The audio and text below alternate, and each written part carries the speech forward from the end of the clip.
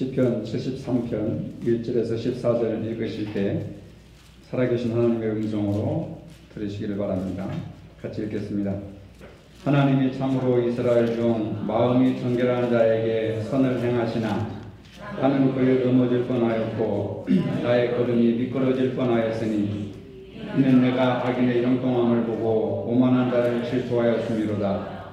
그들은 죽을 때에도 고통이 없고 그 힘이 강건하며 사람들이 당하는 고난이 그들에게는 없고 사람들이 당하는 재앙도 그들에게는 없나니 그러므로 교만이 그들의 목걸이요 강포가 그들의 옷이며 살찜으로 그들의 눈이 솟아나며 그들의 소득은 마음의 소원보다 많으며 그들은 능욕하며 악하게 말하며 높은 데서 거만하게 말하며 그들의 입은 하늘에 두고 그들의 혀는 땅에 두루 다니도다. 그러므로 그의 백성이 이리로 돌아와서 잔에 가득한 물을 다 마시며 말하기를 하나님이 어찌할랴 지존자에게 지식이 있으랴 하는도다. 둘째다 이들은 악인들이라도 항상 평안하고 재물은 더욱 불어나도다. 내가 내 마음을 깨끗하게 하며 내 손을 씻어 무지하다 한 것이 실로 헛되도다. 나는 종일 재난을 당하며 아침마다 징벌을 받았도다. 아멘. 예수 믿는 사람들이 자주 생각하는 생각 중에 하나는 이 세상이 악인들 위주로 돌아간다 하는 그런 생각들입니다. 정직하게 살고 성실하게 노력하고 올바른 마음을 가진 사람들은 부자나 높은 권력에 이르지 못하고 오히려 악한 사람들이 주류를 이루고 있다고 하는 그런 생각들입니다.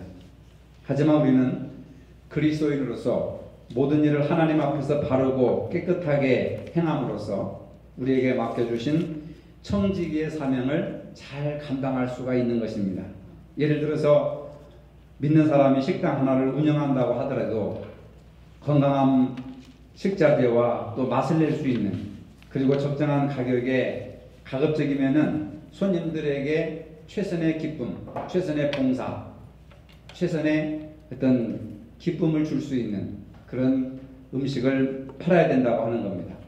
예나 지금이나 목전의 이익만 생각하면서 직업인으로서의 소명의 의식을 잊고 살아서는 안 된다고 하는 것이 성경이 오늘 우리들에게 가르쳐주는 진리의 말씀입니다. 오늘 본문의 시편 기자도 바로 이와 같은 상황을 만나서 하나님께 매어 달림으로 흔들리던 마음을 다시 바르게 세울 수가 있었습니다. 이제 이 시편 기자가 겪었던 경험을 통해서 우리의 신앙을 되돌아보는 계기로 삼고자 합니다. 첫째로 시인은 실족할 뻔했다고 하는 겁니다. 시인은 이 시편의 거의 절반가량을 악인이 형통하는 현실을 묘사하고 있습니다. 악인이 잘 되는 것에 마음에 깊은 상처를 받고 있습니다. 그리고 솔직하게 자기 마음을 고백합니다. 2절에 보니까 악인이 너무너무 잘 되는 것에 대해서 거의 넘어질 뻔하였고 나의 걸음이 미끄러질 뻔하였다. 어찌 이렇게 신앙이 좋은 시인이 악인들이 잘 되는 것에 대해서 실족할 뻔하였는가, 넘어지고 미끄러질 뻔하였는가? 그것은 바로 악인들의 형통함이었습니다. 악인들의 형통함이 얼마나 많은지 여러분 보시면 깜짝 놀랄 것입니다. 3절에 내가 악인의 형통함을 보고 오만한 자를 질투하였음이로다. 믿음을 가진 믿음 생활을 잘하는 사람이 믿음 생활 안 하는 사람들이 너무너무 잘 되는 것을 보고 질투할 정도로 하나님 앞에 원망하고 불평할 정도로 악인들이 너무 잘 되는 겁니다. 악인들의 형통함이 4절에서 12절까지 아주 기가 막히게 기록되어 있습니다. 4절에 보니까 그들은 죽을 때에도 고통이 없고 죽을 때까지 고통 없이 행복하게 산다는 겁니다. 누가요? 악인들이요. 평생 동안 고통을 겪지 않는다는 뜻입니다. 그 다음에 그 힘이 강건하며 평생 동안 질병에 시달리지 않으며 라고 하는 뜻입니다. 그 사람들이 당하는 고난과 재난이 그들에게는 없으며 사람들이 당하는 고난과 재난을 악인들이 당하지 않는다는 겁니다. 그들의 소득은 마음의 소원보다 많으며 높은 데서 거만하게 말하며 항상 평안하고 할수록 재물은 더욱 불어나는도다. 악인들이 이렇게 평안하고 재물이 불어나는데 누가 신앙 양심대로 선하게 살 마음이 누가 있겠습니까, 여러분? 이러한 상황에서 시인은 하나님을 향해서 원망을 하고 있습니다. 악인들의 형통함을 보며 경건하게 산다고 하는 것이 무슨 의미가 있겠습니까, 하나님? 경건하고 바르고 정직하게 살아가는 것이 바보 같은 것 아니겠습니까? 그러면서 4절로 12절까지 악인들이 형통하는 모습을 하나님이 왜 허락하셨느냐? 하나님 왜 묵인하고 계십니까? 하나님 앞에 하소연하고 한탄을 하고 있습니다. 여러분, 악인들이 형통하게 되는 것에 대해서 우리가 신앙생활을 지킨다고 하는 것이 굉장히 어렵습니다. 다들 그렇게 사는데 다들 그렇게 믿는데 저렇게 살아도 부자로 잘 사는데 그냥 좋은 것이 아닌가, 적당히 세상과 타협하려고 하는 유혹이 강하게 밀려오는 겁니다. 사촌의 땅을 사면 배가 아프다고 시인은 악인들이 의인들보다 형통하는 것을 보고 낙심에 빠집니다. 왜 하나님은 이들을 심판하지 않으시고 방치해 두시는가? 왜 저들이 잘 되도록 내버려 두시는가? 자식들이 잘 되도록 왜 내버려 두시는가? 항의하는 겁니다. 그런 상황에서 자신이 넘어질 뻔하였고 미끄러질 뻔하였다. 실족할 뻔했다 하는 겁니다. 그런데 더욱더 시인의 마음을 절망하게 만드는 것은 악인들의 형통함에도 있지만은요, 악인들이 하나님의 백성들을 시험하며 조롱한다는 거예요. 그렇지 않아도 스트레스 받아서 죽겠는데 잘되는 꼴이 참 보기 싫은데 그들이 막 조롱하는 겁니다. 시험하는 겁니다. 악인들의 달콤한 유혹은 강력한 영향력이 있어서 순전하고 신실한 사람들을 타락시키는 겁니다. 나처럼 살아도 얼마든지 부자로 살 수 있어. 나처럼 살아도 다 자식 새끼들 다 성공할 수 있어. 내가 나쁘게 살면 복을 받았겠나? 예수 잘 믿는 것, 예수 잘 믿는다고 잘 되는 것 봤나? 이런 말을 할 때에는 유혹에 넘어가지 않을 사람들이 과연 몇이나 있겠습니까? 보니까 잘 되거든요. 주식을 사도 막 대박을 터뜨리고, 땅을 사도 막 값이 뛰어오르고, 건물을 사도 값이 뛰어오르고, 자식들이 다 잘 되게 되는 거고, 꼭 예수를 믿어야만 잘 되나? 그런 말 앞에, 그런 유혹 앞에 우리가 아니다, 신앙대로 살아야 된다, 유혹에 넘어가지 않을 사람이, 마음이 흔들리지 않을 사람이 과연 몇이나 있겠느냐, 그 말이에요. 그런 상황입니다, 지금. 자신이 정직하게 살아온 것이 무가치하다는 것을 깨닫게 됩니다. 13절에 보면은, 13절 보십시오, 여러분. 뭐라고 하나? 같이 읽어봅시다. 내가 내 마음을 깨끗하게 하며 내 손을 씻어 무지하다 한 것이 실로 헛되도다. 정직하고 깨끗하게 믿음으로 살아간 것이 어떻게 된 거? 헛된 것이다. 이렇게 낙심해버리는 겁니다. 그러면서 하나님의 존재에 대해서 의심을 하기 시작합니다. 악인들이 저렇게 잘 되는데 고난에 처해 있는 자신의 모습을 한탄하는 겁니다. 사실 이러한 신의 한탄은 인간적인 관점에서 보면 어쩌면 저렇게 당연한 것일 수 있죠. 이해 못할 것이 아닙니다. 그러나 우리는 이러한 사실을 통하여서 큰 교훈을 받을 수 있습니다. 세상적 부유함이 오히려 멸망의 지름길이 될 수도 있고 고난이 오히려 축복이 될 수도 있다고 하는 사실입니다. 우리는 어려움 속에서 자신의 연약함을 깨닫고 하나님을 의지하는 법을 배워야 하는 것입니다. 성도는 이 세상의 빛과 소금의 역할을 적극적으로 감당해야 되는 것이지 이 세상으로부터 빛과 소금을 얻으려고 해서는 안 된다고 하는 겁니다. 빛은 자신의 몸을 태워서 빛을 발하는 것이고 소금도 자신의 몸을 녹여서 맛을 발하는 것이지 자기 희생과 헌신을 요구하는 것이지 내가 빛이 되고 내가 소금이 되어서 부귀영화를 꿈꿔서는 안 된다고 하는 그런 뜻을 우리가 알 수가 있습니다. 이러한 절망적인 상황 속에서 시인은 어떻게 이 시련을 이길 수 있었던가? 두 번째로 하나님의 성소에서 깨달음을 얻었다고 하는 겁니다. 그는 이 불합리한 현실, 모순된 현실을 해결하기 위해서 하나님께 나아갑니다. 17절입니다. 17절에 보면은 하나님의 성소에 들어갈 때야 그들의 종말을 내가 깨달았나이다. 한동안 악인들이 형통케 하시는 하나님의 뜻을 헤아리지 못하다가 드디어 성소에 들어가면서 아하, 이것이 하나님의 뜻이었구나, 아, 여기에 하나님의 뜻이 있었구나 하고 성소에 들어가면서 깨달았다는 겁니다. 성소는 어디입니까? 하나님의 말씀을 배우는 곳과 기도하는 곳입니다. 신은 온갖 지혜를 동원하여서 악인을 형통케 하시는 하나님의 뜻을 헤아려 보았으나 결국 깨닫지 못했습니다. 그러다가 성소에 들어가서 말씀을 깨닫고 기도하는 중에 하나님의 마음을 알게 되었다는 겁니다. 하나님의 마음은 복을 주시는 것입니다. 그 복을 받으려면 조건이 있는 것입니다. 시편 1편에 보면 복 있는 사람은 악인들의 꾀를 따르지 아니하며 죄인들의 길에 서지 아니하며 오만한 자들의 자리에 앉지 아니하고 오직 여호와의 율법을 즐거워하여, 오직 하나님의 말씀을 즐거워하여 그 말씀을 주야로 묵상하는 자로다. 이런 사람들은 시냇가에 심은 나무가 철을 따라 열매를 맺으며 그 잎사귀가 마르지 아니함 같으니 그가 하는 모든 일에 다 형통하리로다. 조건이 있는 겁니다. 그런데 형통하리라고 하는 것은 내 뜻대로 되는 것이 아닙니다. 내 욕심대로 이루어지는 것이 아니라 모든 일이 주 안에서 형통하게 된다는 말씀입니다. 여러분. 하나님은 악인의 형통을 그저 방관하시지 않습니다. 하나님은 공의의 하나님이시기 때문에 그렇습니다. 하나님은 악인을 반드시 심판하신다는 겁니다. 비록 지금은 악인들이 형통한 듯이 보이지만 하나님은 언젠가는 악인들을 심판하시고 만다는 겁니다.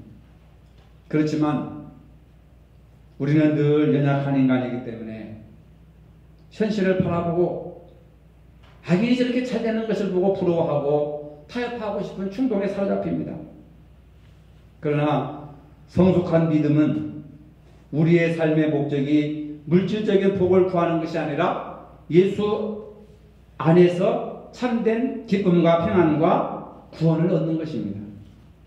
여러분, 예수 안 믿어도 얼마든지 부자로 살 수 있습니다. 요즘 중국, 인도에 신흥 부자들이 많이 생기고 있는데 인구가 너무 많다 보니까 부자들의 숫자도 비례적으로 많아지고 있습니다. 일본, 대만, 싱가포르 마찬가지입니다. 경제적으로 얼마나 부유한지 모릅니다. 그들이 부자가 된 것이 예수 잘 믿어서 그런 것이 아닙니다. 그들은 불교를 믿고 무신론을 주장하고 타종교를 믿는데도 부자로 사는 사람들이 얼마나 많은지 모릅니다. 그렇다고 예수 믿는다고 가난하게 사는 건 아닙니다. 예수 믿는 사람들도 부자로 사는 사람들이 얼마나 많은지 모릅니다. 그런데 우리가 기억해야 할 것이 있다 이 말입니다. 저와 여러분들이 깊이 기억해야 될 것이 있는데 성경에서 말하는 부유함이란 믿음의 부유함, 영적인 부유함을 말한다고 하는 것입니다. 이것을 잊어서는 안 돼요. 우리는 부유함, 그럼 무조건 물질적인 부로만 생각하는데 성경은 진정한 부유함이라고 하는 것은 믿음의 부자, 영적인 부자를 나타내는 겁니다. 누가복음 12장에 어리석은 부자의 비유가 나옵니다. 한 부자가 그 밭에 소출이 풍성하여 마음속으로 내가 곡식 쌓아둘 곳이 없으니 어찌할꼬, 내 곡간을 헐고 더 크게 짓고 내 모든 곡식과 물건을 거기 쌓아두리라. 그러면서 내 영혼아, 여러 해 쓸문을 많이 이렇게 쌓아두었으니 이제는 남은 생에 평안히 먹고 쉬고 마시고 즐거워하자. 어떻게 보면 사람으로서 당연한 노후대책인 줄 압니다. 그러나 하나님께서 그 어리석은 부자에게 찾아오셔서 말씀하시되 이 어리석은 자여, 오늘 밤에 내 영혼을 도로 찾으리니 그러면 내 준비한 것이 누구의 것이 되겠느냐. 하나님의 축복은 물질의 풍성함이 아니라 영혼의 구원받는 겁니다. 영생을 얻는 것입니다. 근데 이 어리석은 부자는 그걸 깨닫지 못했던 겁니다. 결국 성경은 누가 영생을 얻을 수 있는가에 대해서 이야기를 하고 있는 겁니다. 영생하는 것이 중요한 것이지 불의함으로 부자로 사는 것이 중요한 것이 아니라고 성경은 계속해서 강조하고 있는 겁니다. 그러므로 우리는 안 믿는 사람들이나 잘못된 사람들이나 그들의 형통함을 부러워하지 말고 오직 하나님의 뜻대로 하나님의 기뻐하시는 삶을 살아가는 것이 어떤 삶을 살아가는 건가, 내가 하나님을 기쁘시게 하는 것이 무엇인가, 이런 것들을 우리가 생각해야 되는 겁니다. 마태복음 6장 33절에도 그런 정도인은 먼저 그의 나라와 그의 의를 구하라. 그리하면 이 모든 것을 너희에게 더하시리라. 먼저 우리가 추구하고 먼저 축복된 것은 하나님의 나라와 하나님의 뜻을 구하는 것입니다. 이런 맥락에서 본다면은 현실의 모순과 악인의 형통은 오히려 우리의 신앙이 얼마나 굳세고 진실된 것인지를 시험해 볼 수 있게 하는 것입니다. 현실의 환경이 좋고 나쁨을 떠나서 어떤 경우에나 오직 하나님의 가르치심에 하루하루 감사함으로 살아가는 믿음, 이런 믿음을 하나님은 기쁘게 여기시고 우리를 도와주실 줄로 믿으시길 바랍니다. 세 번째로 악인의 결과는 멸망이라고 하는 겁니다. 하나님의 성수에서 큰 위로와 확신을 회복하게 된 시인은 이제 믿음의 눈을 뜨고 악인의 결과가 어떻게 해야 될지 관망을 하는 겁니다. 세상적인 육신의 눈을 뜨고 보니까 세상 사람들이 너무 부러운 거예요. 근데 이제 믿음의 눈을 뜨고 보니까 성소에 들어가서 말씀을 배우고 기도할 때 믿음의 눈이 열려보니까 이게 아무것도 아닌 거예요. 믿음의 눈이 아닌 육신의 눈으로 보면 나보다 잘 살고 멋진 집, 멋진 승용차, 멋진 직장, 행복하고 성공한 삶을 사는 것 같지만은 그래서 나는 도대체 예수를 잘 믿고 신앙생활을 잘하고 11조 생활도 잘했는데 왜 이렇게 불행하게 사는가, 왜 이렇게 안 되는가 하고 비교가 되어서 불행한 생각이 들지만은 믿음의 눈을 회복하여서 보니까 하나님의 깊고 오묘하신 뜻이 보이더라 그 말입니다. 하나님의 깊고 오묘하신 뜻을 보니까 마음의 평안함이 오는 겁니다. 불의한 자들이 형통하게 된 것이 배가 아프지 않습니다. 악인들의 번영을 누리는 것 같지만은 하나님의 공의의 눈은 악인들을 감찰하시기 때문에 악인들은 결국 멸망할 수밖에 없다는 것을 목격하게 되는 것입니다. 여러분, 믿음의 눈으로 현재의 상황을 바라보시기를 바랍니다. 악인들의 멸망이 곧 임박해 왔음을 깨닫게 됩니다. 하나님의 말씀은 신실하시고 확실한 것임을 믿게 되는 겁니다. 이것이 바로 믿음의 눈이라고 하는 거예요. 하나님의 약속의 말씀은 신실하시고 확실한 것이다. 이스라엘 백성들이 가나안 땅에 들어가는 것은 적과 꿀을 먹기 위해서 그런 것이 아니에요. 적과 꿀을 먹기 위해서 가나안 땅에 들어가는 것이 아닙니다. 가보니까 적과 꿀이 별로 없어요. 산악지대입니다. 원주민들이 살고 있었습니다. 그들과 같이 또 전쟁을 하게 됩니다. 황폐한 산악지역입니다. 그런데 가나안 땅에 들어간다고 하는 것은 적과 꿀이 흐르는 땅이라고 하는 것은 물론 적과 꿀이 흐르는 지역도 있었지만 전체가 다 그런 땅은 아니었어요. 일부분만 적과 꿀이 흐르고 나머지는 전부 산악지대였습니다. 그런데 적과 꿀이 흐르는 땅에 들어간다고 하는 것은 하나님의 약속의 말씀에 들어간다는 거예요. 천국에 들어간다고 하는 것은 하나님의 약속의 말씀에 들어가는 걸 의미하는 겁니다. 지역으로 순간이동을 하는 것이 아닙니다. 이걸 깨닫게 된 거예요, 시인이. 믿음의 눈을 보니까 하나님의 말씀이 신실하시고 확실한 것임을 알게 되었다고 하는 겁니다. 역설적이게도 악인의 형통은 축복이 아니었음을 알게 되는 겁니다. 여러분 지금 신앙생활하고 교회를 다닌 지 오래됐지만은 약속의 말씀 안에 들어와 있습니까? 내가 지금 약속의 말씀 안에 들어와 있으면 나는 구원받은 것이고 영생을 얻은 것이지만 약속의 말씀 밖에 있고 그러면 아직까지 구원을 도달하지 못한 거죠. 그래서 성경은 구원에 이르는 지혜를 얻게 하느니라 그랬습니다. 성경을 바로 읽고 바르게 해석하고 바르게 믿음으로써 구원에 이르는 지혜에 우리가 깨닫게 되는 거죠. 구원에 이르게 된다는 겁니다.